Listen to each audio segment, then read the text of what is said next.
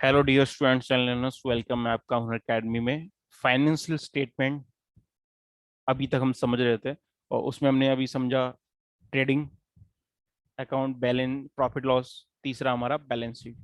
तो balance sheet क्या होता है? ठीक है, ट्रेडिंग अकाउंट बनाने का ऑब्जेक्टिव हमारा होता है ग्रॉस प्रॉफिट फाइंड आउट करना। उसके बाद हम बनाते हैं प्रॉफिट एंड लॉस अकाउंट, जिसमें हमारा ऑब्जेक्टिव होता है कि नेट प्रॉफिट कितना हुआ ये फाइंड आउट करना। अब देखते हैं बैलेंस शीट। तो बैलेंस शीट में क्या होता है कि आपको के पास एक समरी होती है एसेट्स की और लाइबिलिटीज की, कि आपकी एसेट कितनी है और लाइबिलिटीज कितनी है। और जो कंपनी है फाइनेंशियल स्ट्रेंथ, उसकी परफॉर्मेंस वो आप चेक कर सकते हैं उसकी बैलेंस शीट से। और जो कंपनी की इफिशियंसी है वर्किंग कैपिटल को मैनेज करने की, वो किस तरीके से, कंपनी की कितनी एसेट्स हैं, ये सारी डिटेल आपको बैलेंस शीट के अंदर मिलती है। ठीक है, तो एक साइड रहेंगे हमारी एसेट्स, एक साइड रहेंगे हमारी लाइबिलिटी प्लस कैपिटल। अब देख लेते हैं इसका फॉर्मेट। तो ये भी आप फॉर्मेट नोट करके अपने पास रख सकते हैं। तो देख सकते हैं अभी तक जो हमने देखा trading account, profit loss account, वो एक किसी पीरियड का होता था, मतलब अप्रैल से लेकर मार्च तक या फिर अप्रैल से लेकर जून तक किसी पर्टिकुलर पीरियड का हम दिखते थे। ठीक है, प्रॉफिट लॉस और बैलेंस, सॉरी, ट्रेडिंग अकाउंट। लेकिन जब हम बात करेंगे बैलेंस शीट की, तो ये पीरियड का नहीं होता, ये डे का होता है। तो 31 मार्च को हमारी बुक्स क्लोज होती हैं, तो 31 मार्च को एक स्पेशल डेट को, आप ये पूरा नहीं बताएगा, ये उसके क्लोजिंग बैलेंसेस आपको बता रहा है कि 31 मार्च को आपका जो लीजर्स हैं उनके क्या बैलेंसेस हैं। ठीक है, आपके लोन्स कितने हैं, आपके एसेट कितने हैं, लाइबिलिटी कितने हैं, करंट एसेट कितने हैं, करंट लाइबिलिटीज कितने हैं, ये सब हमें बताता। तो देखते हैं, ए साइड रहती है हमारी liability side, debit side liability side है हमारी। इसमें हमारी कैपिटल आ जाती है और उसके अलावा बाकी सारी हमारी लाइबिलिटीज होती हैं। ठीक है, तो कैपिटल में क्या होता है, आपका ओपनिंग कैपिटल आता है, लेस में हम ड्राइंग करते हैं और लेस करते हैं लॉस, अगर हमें लॉस हुआ, जो कि हमारा नेट प्रॉफिट निकल के आता है प्रॉफिट लॉस अकाउंट से, वो हमें हम कैरी फॉरवर्ड कर रहे हैं, उसको हम लेस करते हैं। लेकिन जब हमें प्रॉफिट होता तो उसको हम ऐड करते हैं, साथ ही जो पुराना हमारा कैपिटल था वो भी हम इसमें कैपिटल में बैलेंस में ऐड करते हैं। तो ये हमारा आ जाएगा नेट कैपिटल। उसके बाद आगे बात करते हैं लॉन्ग टर्म लाइबिलिटी की। लॉन्ग टर्म लाइबिलिटी में आपका लॉन्ग टर्म लोन, ठीक है, लॉन्ग टर्म डिपॉजिट्स रिसीव्ड और बैंक ओवरड्राफ्ट, ये लीजर्स आते हैं। ठीक है, ये ग्रुप्स हैं, इसके अंदर डिफरेंट लीजर होते हैं। लॉन्ग टर्म लोन में हो सकता है आपने कोई कार लोन, हाउस लोन ले रखा है। ठीक है, लॉन्ग टर्म डिपॉजिट हो सकते हैं, जैसे हम जियो को देते हैं पर्टिकुलरली 10 साल 5 साल बाद हम कनेक्शन काटेंगे तो वो हमें रिफंड करेगा, तो इस तरीके की चीज़ें।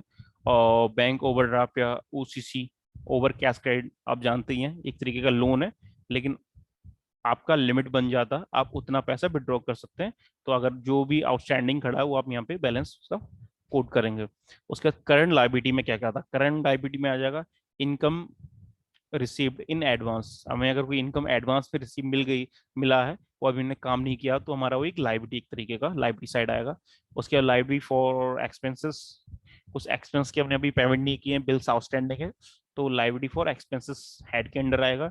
संडी क्रेडिटर, गुड्स या एसेट्स आपने जो क्रेडिट में परचेज किया था उसका पेमेंट करना बाकी है, तो हमारा आएगा संडी क्रेडिटर में। बिल्स पेबल, हमारे आउटस्टैंडिंग बिल्स हैं तो बिल्स पेबल में आएगा। शॉर्ट टर्म लोन्स, कोई शॉर्ट टर्म हमने लोन ले रखा तो वो आपका करंट लाइबिलिटी में आएगा। हम बात करते हैं एसेट साइड की। तो क्रेडिट साइड में मिला एसेट साइड, तो एसेट्स में हमारा फिक्स एसेट्स, तो फिक्स एसेट में goodwill, patent, copyright, land and building, plant and machinery, motor vehicles, furniture, fixtures, use tools, ये सारे हमारे फिक्स एसेट होते हैं, जिनको आप टच कर सकते हैं और एक वो उनका एग्जिस्टेंस होता है। ठीक है, और एक प्राइस भी होता है। उसके बाद हम बात करेंगे लॉन्ग टर्म इन्वेस्टमेंट की। आपने शेयर मार्केट, एफडीज, एनएससी में इन्वेस्ट किया हुआ पैसा, वो आपका लॉन्ग टर्म इन्वेस्टमेंट में आएगा। उसके अलावा आपका शॉर्ट टर्म इन्वेस्टमेंट हो सकता है, आपने 1-2 साल के लिए कोई एसआईपी किया हो या म्यूचुअल फंड वगैरह लिया हो, स्टॉक मार्केट में इन्वेस्टमेंट, कोई प्लान हो सकता है आपका, इन्वेस्टमेंट प्लान। आउटस्टैंडिंग इनकम्स, तो आउटस्टैंडिंग इनकम मतलब वो इनकम है हमारी कि हमने काम कर लिया, हमें रिसीव नहीं हुआ। ठीक है, तो हमारी आउटस्टैंडिंग इनकम, जैसे आउटस्टैंडिंग एक्सपेंस होते हैं उसी तरीके से आउटस्टैंडिंग इनकम भी होती है कि हमने काम तो किया लेकिन अभी वो पैसा रिसीव नहीं हुआ, तो मैं आउटस्टैंडिंग इनकम में खड़ा रखेंगे उसको।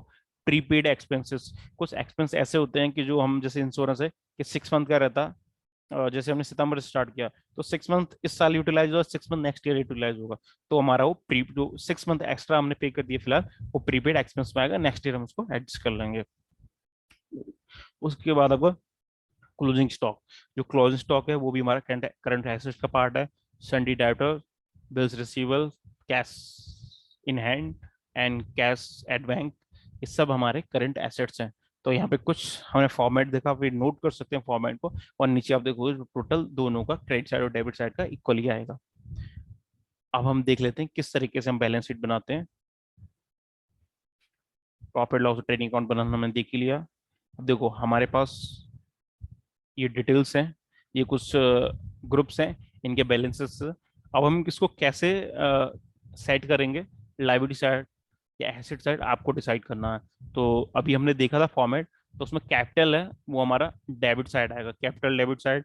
लॉन्ग टर्म लोन ये भी हमारा डेबिट साइड आएगा, एसेट साइड कह सकते हो आप उसको।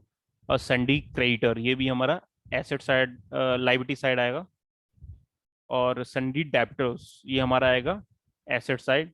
इन्वेस्टमेंट भी आएगा एसेट साइड। बिल्स रिसीवेबल ये हमारा आएगा asset side. Plant and machinery asset side.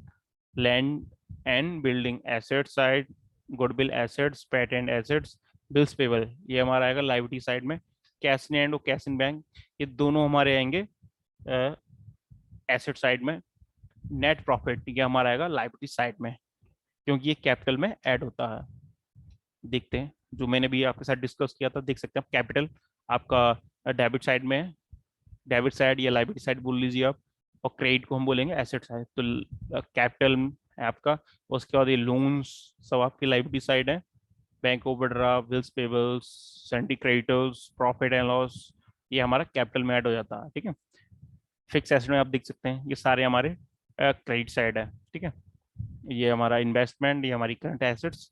तो ये था बैलेंस शीट का फॉर्मेट। तो अभी रिसेंटली वीडियोस में हमने देखा कि किस तरीके से हम फाइनेंशियल स्टेटमेंट टैली के अंदर प्रिपेयर कर सकते हैं। ठीक है, और मैनुअल अकाउंटिंग में भी आप इसको इसी तरीके से प्रिपेयर कर सकते हैं। टैली के अंदर ये काम ऑटोमेटिक होता है, लेकिन अगर आपको प्रॉपर अंडरस्टैंडिंग होगी तो बहुत सारी मिस्टेक्स हो जाती हैं। कई बार हम लीजर्स के ग्रुप गलत दे देते हैं, तो रिपोर्ट्स हमारे पास प्रॉपर नहीं आता, तो उसको हम सही कर सकते हैं, वो एक बेटर तरीके से मैनेज कर सकते हैं। तो आप इस वीडियो को रिपीट करके देख सकते हैं। अगर आपको कोई क्वेश्चन है, क्वेरी है, तो आप मुझे कमेंट कर सकते हैं। आगे जो नेक्स्ट वीडियो है उसमें हम बैलेंस शीट के हेड डिस्कस करेंगे।